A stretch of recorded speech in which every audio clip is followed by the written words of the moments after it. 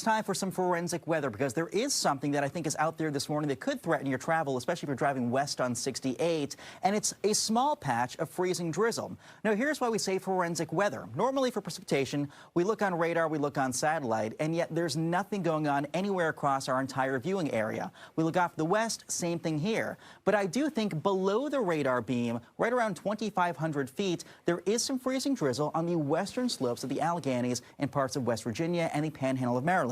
Here's why I believe that. Number one, this is the area we have to watch. Anyone in the pink above 2,500 feet, there will be a few slick spots, especially if you're driving west on 68. Bridges and overpasses will freeze first. Now, the reason being flow out of the northwest. That pulls air and pushes it up the mountains where temperatures will cool to the dew point, meaning the air will be saturated. Locally, we're around like 40, 45 degrees in D.C., but off north and west, right along 68 in the Panhandle, temperatures near or just below freezing. That's very close to the dew point. So we're not only below freezing, but we're holding as much moisture as we possibly can. When those two numbers match, the air is saturated and we get dew or we get drizzle. If we look on a nighttime microphysics satellite, basically showing things we can't see, we see there is some stratus out there, low-level cloud cover, and I think beneath that, there's a bit of drizzle that could freeze. So keep an eye out for that. Otherwise, today, northwesterly flow pulling in. Otherwise, though, clockwise flow, that's our heat dome. High pressure, hot, dry, sinking air. It doesn't really break down or budge until mid to late week, allowing this clipper system, this upper level low, to slide east, giving us those rain chances Thursday and especially into Friday. Gorgeous, but there's a change this weekend. You see, here's our high pressure, our force field, but it kind of retreats into Sunday. In doing so, it allows our cold front to sneak closer and a low to develop along that front. So I think Sunday, a little cooler thanks to that front nearby, and a little bit more unsettled thanks to showers along the front. There, looking west, saw the wall cloud. Oh, look at that. I started driving northward. Yeah, you can see the video on screen right there, I imagine. Started driving northward, and very quickly, the funnel touchdown rapidly condensed. If there was any tornado concern in the next 30 to 40 minutes, it would be with this cell right here. Again, the counterclockwise rotation is obvious. We're at the Weiss Food and Pharmacy in Boonesboro, watching this extremely closely. We can and do storm chase at Fox 5. We want to show you up close and personal what's going on. We'll be with you every step of the way. Guys? Thank you, Matthew. I just learned more from about a tornado or a supercell in that 3 minutes than I learned my entire life. Let's lying down there. Question is, how are conditions now, and what are you expecting later this morning? Hey, good morning, gang. Deceptively, right now, they're not that bad. It's not horrible outside. The winds are very light in nature. The rain is coming down. We're getting the outer squalls. But the biggest thing with hurricanes like this is that they take in so much air, they spiral it inwards and upwards. That air has to come down somewhere. So we're in what we call the moat. Outside the eye wall, where the air is sinking, there's lesser wind. That eye wall, though, the middle of the storm, that ring of extreme winds around the eye, is where we'll see gusts over 120 to 130 miles. But we notice near and just northwest of Catalpa, there's kind of a red bullseye right there. That shows you there's a lot of turbulence in those pixels, which could be something associated with a potential mesocyclone or the spinning part of the storm. Said we hit a high of 61, right? Yeah, so like 4 degrees above average. So really, it's not balmy outside, but it's decent. And D.C. right now is still like our own little tiny island of warmth. It's 55, but notice just outside the city, radiational cooling taking over. 42 in Manassas, 30s down there in Leonardtown right now. So again, everybody cooling at present. Part of the reason, in addition to clear skies, winds out of the northwest, pulling in cooler air, and resultantly tonight falling back to about 39 in town with 20s north and west. Chilly in Martinsburg, Winchester, 27 degrees, 30 near the Mason-Dixon line, 29 in Frederick. Now, again, there's nothing on radar. That's part of the reason why, with the lack of clouds, we have no blanket to trap our heat tonight. And we look off to our west, a couple days of next to nothing. Then here's our next big weather system. This big swirl is our active weather. Believe it or not, that parent pocket of cold air, low pressure, and spin brought a tornado southeast of Flagstaff, Arizona today in Star Valley, which was really weird to see. We very rarely see tornadoes in Arizona, even during the summertime, and yet to get one out of this little teeny shower earlier this morning, right before lunchtime, very strange stuff. So again, a really robust system. You can see it really well on the water vapor satellite, this big dip in the jet stream. What this will do is energize a surface disturbance that tomorrow will cause severe weather with potential strong tornadoes across the Interstate 20 corridor in the south. We don't get that, but that's the moisture that will eventually ride up in our direction. So something we have to watch. If you have friends down over the Gulf Coast states, keep an eye out down there for them as well, especially if you or they are traveling. So tomorrow we have high pressure in control, clockwise winds entrenching cooler air over us. So really kind of a boring weather day, but notice this does something called cold air damming. We kind of bank cold air up in the higher terrain. So on Tuesday, when our moisture arrives, it begins perhaps as a bit of freezing rain off to our west along the Interstate 68 corridor and wintry weather in parts of Pennsylvania and western New York State.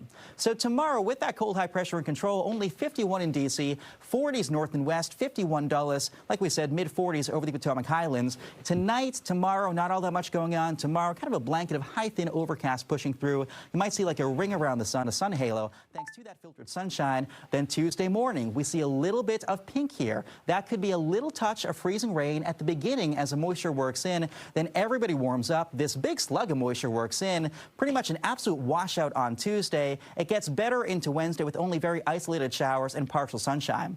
So ultimately, I think Wednesday is a better day, kind of a transition day, but we do have to watch if you're driving west along 68 in Garrett and Allegheny counties in Panhandle, Maryland. Yes, a bit of icing possible. As for how much rainfall, we get like 1.5 inches in D.C. We desperately need the rain. We're about like 8.9 inches behind for the year to date, with a moderate drought here and a severe to an exceptional drought well to our south and west.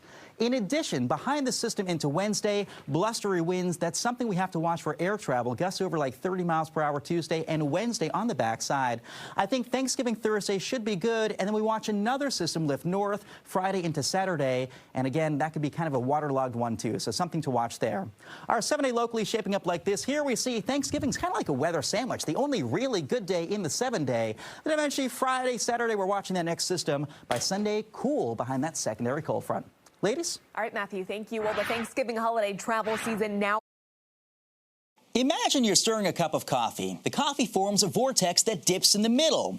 But suddenly, if you shake your cup or disrupt that vortex, the vortex disintegrates, and the fluid sloshes to the edge of the container.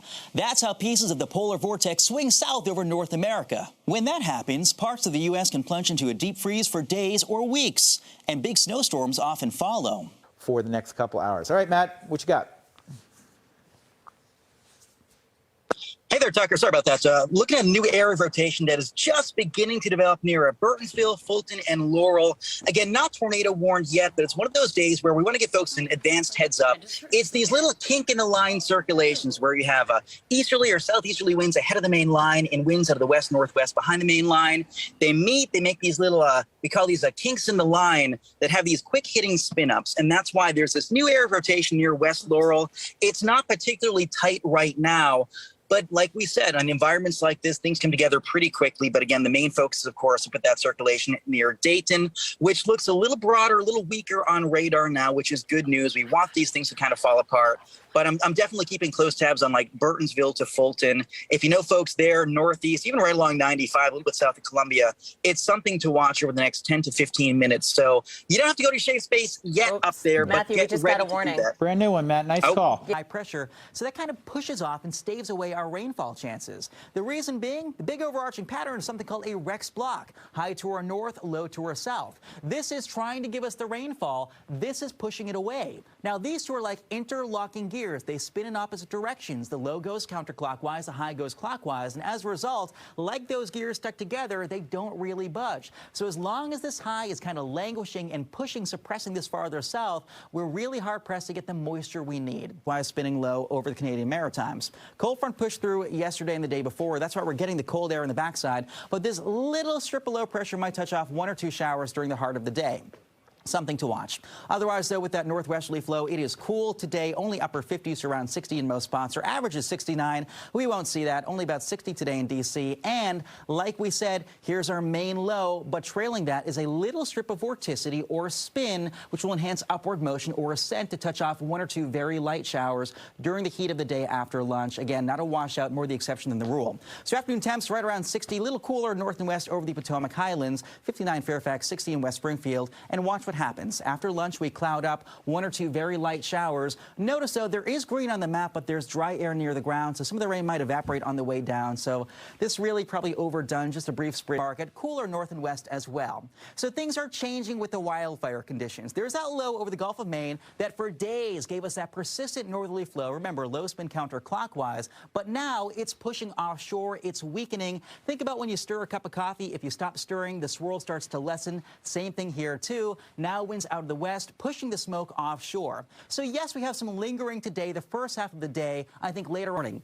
Not too much locally on radar. A few blips well to our north and west over the Panhandle of Maryland along Interstate 68. And we broaden out. You can see there's kind of like a thin filament over the Ohio and Tennessee valleys, wafting north and east. However, there's like this invisible force field over us right now. That's our high pressure deflecting these showers off to our north. So I think today we are mostly good with only a little overcast overhead right now. High, thin, wispy cirrus clouds. And ultimately today, like we said, high pressure is kind of dominant, large, and in charge. The showers are forming along the border between mid-level dry air and more moisture off to our south and east. We stay mild, though, with this high pressure in control, not really cooling back until that cold front gets here late on Tuesday into Wednesday. So again, clockwise flow about the high, southwesterly winds pumping in the mildness. Temperatures in the upper 70s to around 80 in most spots. I went 81 in D.C., 80 West Springfield, upper 70s around 80 in Fairfax. Across the board, everybody's like, open those windows.